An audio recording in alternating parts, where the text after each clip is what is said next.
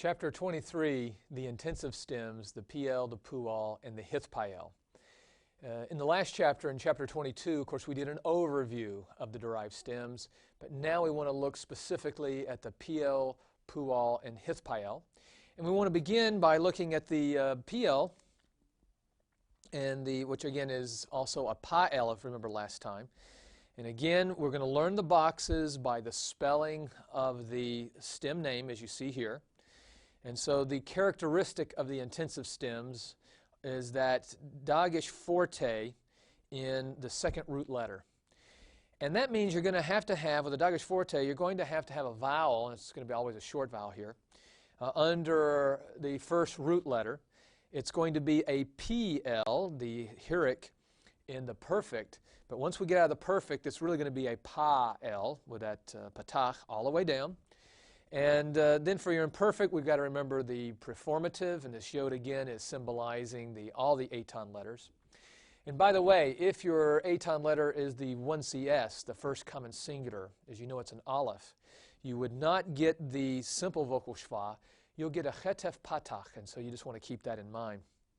And then again for the participle, you're going to get this mem, and you're going to get a vocal schwa under it just like with the imperfect, again because it's going to be in the originally open propretonic position, and so whatever short vowel was originally there is reduced to a schwa.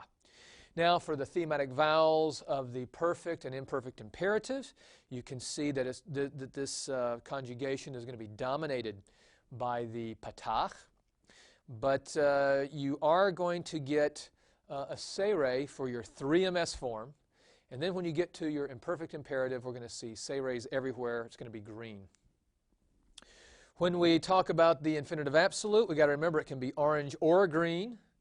The construct is green, and the participle is also green. And so we have to have that in mind as we do these. Also, we're going to look at the PUAL in just a moment. And when we look at the PUAL, again, it is pretty simple. You can see that again for these intensives, it's that dogish forte in R2. The short vowel this time, the U is the kibbutz under R1. And again, you get the yod.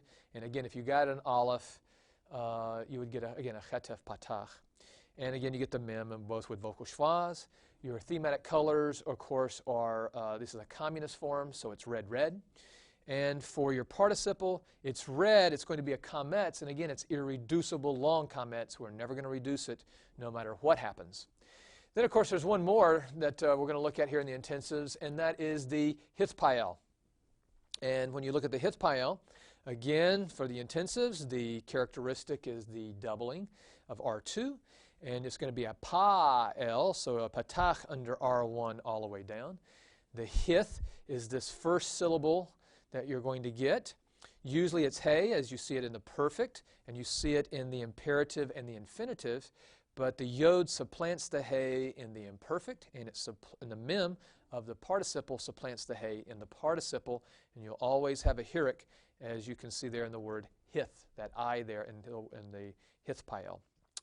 For your colors, again, what you need to remember about the HITH-PIL is that it's the most colorful of the conjugations. And so again, dominated by patach in the perfect, but you have a seire in your 3ms form. And then in your imperfect imperative, dominated again by seire, but you can get the patach in your second and third feminine plurals. For your infinitives, all green, and for your participle, green too. And again, as you know, these would be seires. And so that, again, is a review of what you had last chapter. Now what we want to do is we want to start constructing forms. That's the first thing we want to do. We want to construct forms. And so if you look at section 3, I have examples of forming intensive stems. And in order to do this, we're going to follow a 3-step process. And you can see the 3 steps there. I call it boxes, colors, and then the call. And this is very important, that we follow these same steps every time. And if we do that, that's going to really aid us as we move on and get into more complicated problems. Because if you just try to think off the top of your mind what that form is, you're going to have a hard time. But if you'll sit there and say, I'm not worried about the answer yet, I just want to do the boxes, colors, and the call, Working off that, you're going to be in great shape. So let's look at the first example I have on 23.3. We want to create a PL perfect first common singular. And again, the first thing we want to do is boxes. And so we want to do PL boxes. And so the PL boxes is going to look like this. Now, before we put the short vowel under R1, remember, a PL is a PL in the perfect, but it's a PIL everywhere else. But we're looking at a perfect, so we really want the PL. So we'll put the heroic there. Now, the next thing I want you to do is take the root, and we're going to take the root here. And what we're going to do is go ahead and put the box characteristics in the root here on the side. The next thing is the colors, and you've got to know your colors. And again, if you forget them, unless you're in your communist forms, immediately you just want to go to AE. And if you do that, you're always going to be in good shape. But you want to know the fine details. And so you put the little E in there too. And we're doing a 1CS. This is the little fine detail here is only a 3MS. So really, I'm going to want the patach, as you see here. So when we write this in, there's our boxes again. But now I want that A there. I want that patach. And so I put a patach there, as you see. But the next step is the call. You really need to know your call well. You have to know that so well that because you really are going to need to add it on to this derived stem. And let me show you how that works. You're going to say 1CS, and so you're going to put a call 1CS like this, Ch.23. Now what you're going to have to do is you want to bring over what we call the call element. And that's usually something on the back of the word or something on the front. Nothing in the middle here. We're not really interested in any of the middle here with the root. We're simply interested in what you add on the end or on the front. With a call perfect, it's what you add on the end. It's that T that we must put on there. And so really, let me just erase this. What we want to do, because you can see it in your book, what you want to do, again by review, is the first thing is you want to do your box. And your box was this. The second step was to add the thematic vowel. And then now what I call the call element, the suffix here, and you just add that silent schwa. And this is your answer, Ch.23. And this is a PL perfect 1CS. And so if you'll follow those three steps, you do your boxes, then you do your colors, and then you add the call. And the call will, again, be something on the end or in the middle. You don't want anything from the call within the word. The boxes and the colors will take care of the middle of the word. But the call will supply things at the end of the word or at the beginning of the word. So you want to keep that in mind. Let's do one more. I want to do number 3, the Hith-Pael participle. And for space purposes, I'm going to need to do each one at a time here. First of all is the boxes. And again, it's a Hith-Pael. And so I know I'm going to need the doubling here. And it's a Pael, so I'm going to need this. And then I need the Hith element, which normally would be this H here. But with the participle, the mem will supplant the hey. And so here's my boxes. And so the first thing I want to do is, of course, attach this to a root. And so my root here is, again, shavar. And so we have this. And so I'm going to put in the box characteristics in just a second. But I do want to point out the footnote that you see below about the transposition of the sheen and the tav. You need to read this footnote very carefully. The sibilants and the dentals and even the noon will often transpose, and they can even have assimilation going on here. But they often will transpose, and that's what this footnote's all about. And so, if you have in R1 position a sibilant. And by a sibilant, I mean anything that's got an S sound in Hebrew. So the samik, the sin, the sheen. Any of those, you're going to have a transposition. So they're going to change positions here, and that's going to be a little strange for us. But the sadi will not only transpose, but you're going to have a partial assimilation so that the tav is going to become a tet if you had a sadi here. And then again, you can have other types of assimilations with the dentals also. And again, read that footnote for details. But what you would want to do with this particular word is transpose. You know, really you have a shin here.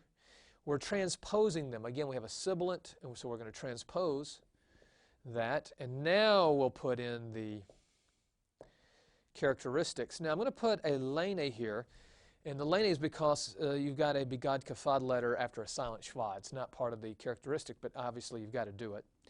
But notice again, you should have the T here, the shin here, but we are transposing them here. And again, read that footnote very carefully for that.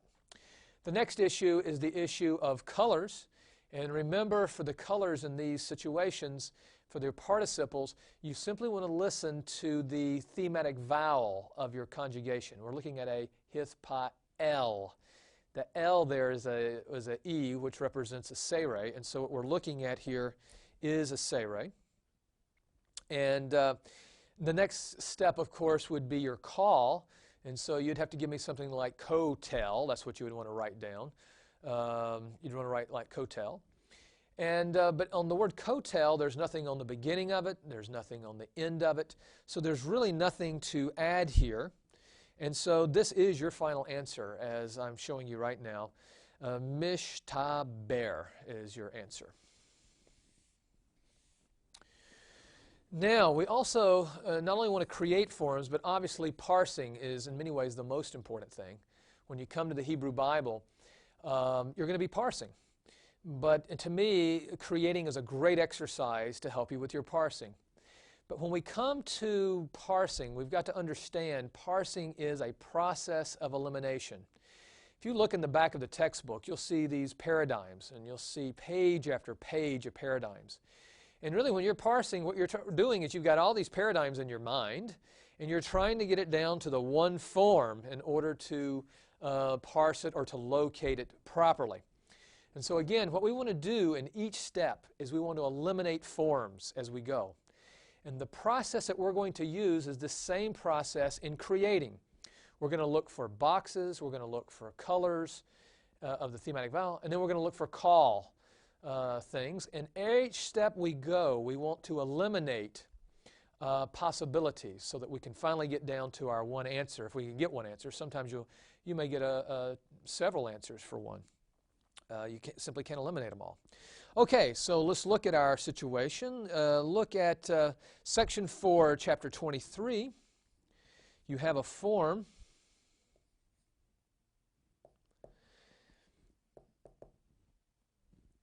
Like this. Katali. And what we want to do is we want to parse this. And so to do that, again, we're going to go to boxes, we're going to go to colors, we're going to go to call. So that's our form. So the first thing we want to do is look for boxes. And clearly, put it this way. For right now, when you're parsing, you're going to have 3 root letters. Okay, you're going to have 3 root letters right now. Later on, as we keep developing the verb, you're going to find out that you can get 2 letters, and sometimes you just have 1 root letter looking at you. And we'll tackle that when we come to it. But for now, you're going to have 3 root letters. And so as I look at that form, of course, you see 3 letters, and you see a dagesh, and you see a patach. That's what I see. And again, when we're dealing with boxes, we're dealing with the front of the word. And so when we're dealing with boxes, you want to think about that front end of the word, not so much the back end of the word. And so this is what I see. And clearly, as I look at it, I see a pa'el formation. I see R1, and I see a nice patach there, which would hook up with the A here. And I see the doubling, which hooks up with the doubling here. And so the first thing I notice is I have a pa'el. And So immediately I've eliminated the call. I've eliminated the nifal, the pual, the hithpael, hifil, hafal, nifal. I've eliminated all those forms. And so whatever our answer is going to be, it's going to be some type of pael, which of course we would say pl. So, because that's what it's known as. But really it's a pael, we know that. The next issue is the issue of colors. But let me go back to the boxes one more time. Yes, we know it's going to be a pael. So obviously it's not a PL in the sense of a perfect. It's not a perfect. We can already throw that away. We can also go ahead and throw away the imperfect because, again, as we look at our word, there's no type of performative element there. So we can immediately eliminate your imperfects and those forms that are related to imperfects. And by that I mean this time just the cohortative and the jussive. It can be a imperative, but it also could be, when we look at this box, it can be one of two things. Again, it cannot be a participle either. We can throw that out, or you'd have a mem on the front of it here. So it can only be an imperative or one of our infinitive options. Okay? The next issue is the issue of colors. But as we look at it, we see there's a vocal schwa. Well, when we see the vocal schwa, we've got reduction, and we get reduction because of a vocalic ending, and sure enough, we have a vocalic ending there. But we can eliminate things simply by the reduction. For instance, we really can eliminate the infinitives now. You can eliminate the infinitives because you're not going to get that type of reduction, especially for your absolute form. You're definitely not going to get an absolute form like that. And for right now, I mean, when we put pronominal suffixes on it, we could have a different situation. But for now, you can eliminate the construct also. And so really, we've eliminated both of our infinitives. So we're down to a PL imperative. But we can even eliminate some of those. For instance, we can eliminate those forms that would have the thematic vowel. And so that would be like your imperative 2ms. Your imperative 2ms would look something like this. You see, you'd have a sere. And also, we can eliminate the second feminine plural because, again, with that form, of course, you'd have a na here on the end, like this. And you would eliminate that. And then, again, you would have this. And that's no problem. So you would have your thematic vowel. And so that eliminates that form. So we're really down to only two forms. It's either a second feminine singular or a second masculine plural. Those are your two options. And now you look at that hieroc yod, and now you have to know the call. We come down to the call, and this is kit li of your imperatives. Kit li, not kit lu. Kit lu would be your second masculine plural. This is kit li, your second feminine singular. And so what is your final answer? I have it written here. It's a PL imperative second feminine singular of katal. That's your answer there. So again, this is how we want to do parsing. And now I'll let you look at the other ones. And again, that's what you'll be doing in the drill. So make sure you understand the process well. When you're creating, boxes, colors, call. But when you're parsing, you want to do boxes, colors, call. But you want to eliminate steps, or eliminate, let's say, options as you go through each step in order to parse properly. I should point out, though, to you the number 3 in section 4. Notice it's a hit katel, but notice your final answer, you have several possible answers. And this, again, is possible. The only thing that can determine which one is correct now is context within the Hebrew Bible.